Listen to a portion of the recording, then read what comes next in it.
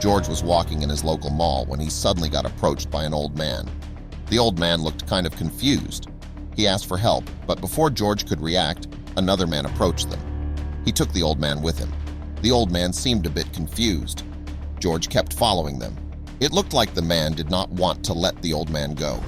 Click the like button and subscribe for more. George took it upon himself to confront the man. He had the feeling that there was definitely something wrong here. He even feared for the old man's safety. George shouted to the man to stop, but the man would not listen. George's shouting attracted even more attention. The old man looked over his shoulder and tried to say something, but the younger man whispered something that made the old man turn pale. George did not want to cause a scene, so he just decided to follow the pair. Then something strange happened. The younger man fastened his pace. When he walked outside, he quickly put the man in a black van and drove away. George shouted, "Call the police!" He had the feeling the old man was being kidnapped. A bystander quickly called the police, and when they heard what was going on, they immediately sent every available officer in the area to the local mall. George was immediately questioned by the arriving officers. He was asked if he knew the old man and what happened. George could only tell the officers what he had seen because he had only just seen the man. They now started to question the other bystanders as well. One of them came forward. He had seen the old man before. This man, Jack, is one of the store owners. He had seen the old man for a few months now. This was the first good lead they had, however, there was one problem. No one seemed to recognize the younger man who took the man away. Jack told the police officers that they could check his security cameras. This would probably lead them to the younger man. Looking at the security footage, they noticed something from that day. The younger man seemingly tried to dodge all the cameras. It looked like he knew the exact location of the cameras. Police did a background check on the older man. Thanks to new software, they could track down the old man's identity. When they dug into his background, both of the officers reading his file gasped. The old man is a wealthy hedge fund manager who made a fortune with stock trading. They now had a motive for the young man to kidnap the old man. It was probably to extort him. To make sure this would not happen, they put a specialist on the bank accounts.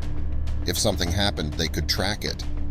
In the meantime, other officers checked the cameras outside the mall. They had a clear visual of the black van.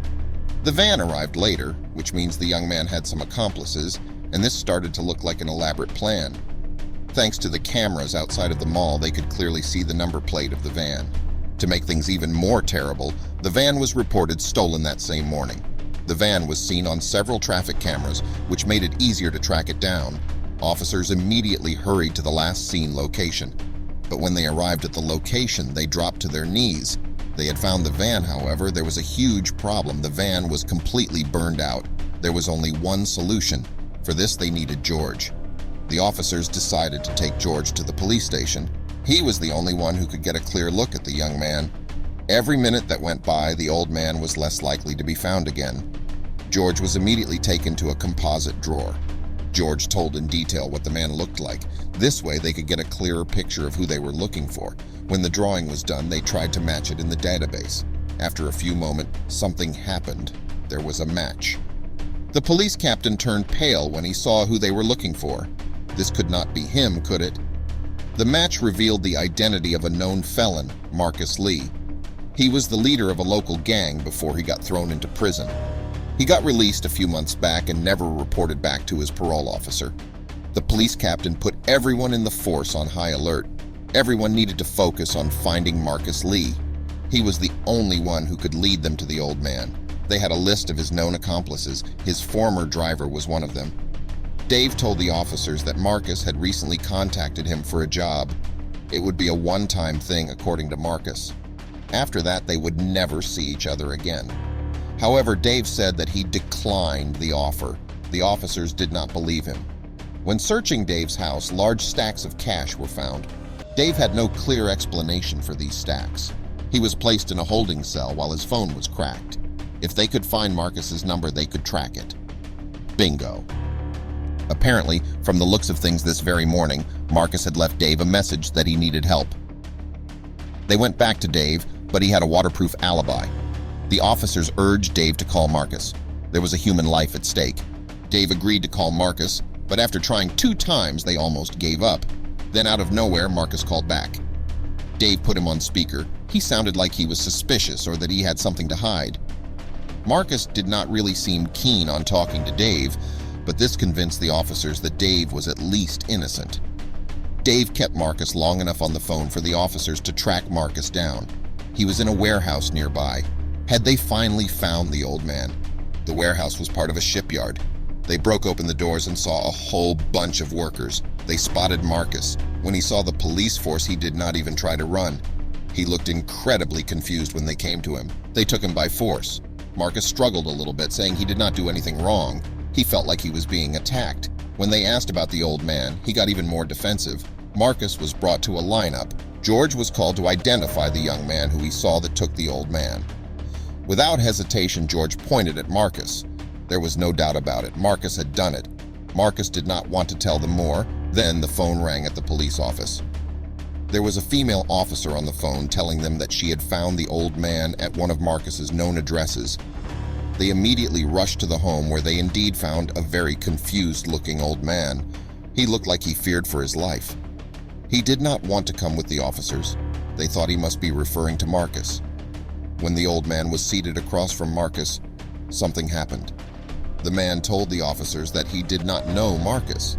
Marcus started laughing a little bit. The officers were confused. What was going on here? The old man started crying a little bit. He told the officers he just wanted to go home. They asked him what he was doing in Marcus's house. The old man, Gary, told them that he was looking for his daughter, who was supposed to go out with him. Then his parole officer barged in. He told the officers to immediately release Marcus, and that he had done nothing wrong. The police captain was now totally confused. What in the world was happening here? Gary seemed to recognize the parole officer, and the police captain demanded an explanation. Were they dealing with kidnapping, or was there something else going on here? Then the parole officer started explaining. When Marcus was released from jail, he came to the parole officer to do some charity work. The parole officer put him in contact with someone at an elderly home, and Marcus could do some volunteering if he wanted to. Marcus now finally got the time to explain his side of the story. He confessed that he knew Gary, but he did not know anything about his background, and he had no idea who he was taking care of. Gary was suffering from memory loss. This made the whole situation clear. Marcus was Gary's caretaker as a volunteer. However, Gary kept forgetting where he was and who Marcus was. He constantly tried to look for his daughter, whom he always visited the mall with. This actually explained the whole situation. Gary was being taken back to the nursing home this morning by the van from the nursing home, but the car got in an accident and burned down. At that moment, Marcus lost Gary and started looking for him. Marcus went to all the places Gary often visited, like the old shipyard he used to work at. At that moment, Marcus was being taken in by the police. Gary, in the meantime, walked to Marcus's house because it felt familiar. He had been there a couple of times. The entire supposed kidnapping was a giant misunderstanding. Marcus was let go and took great care of Gary.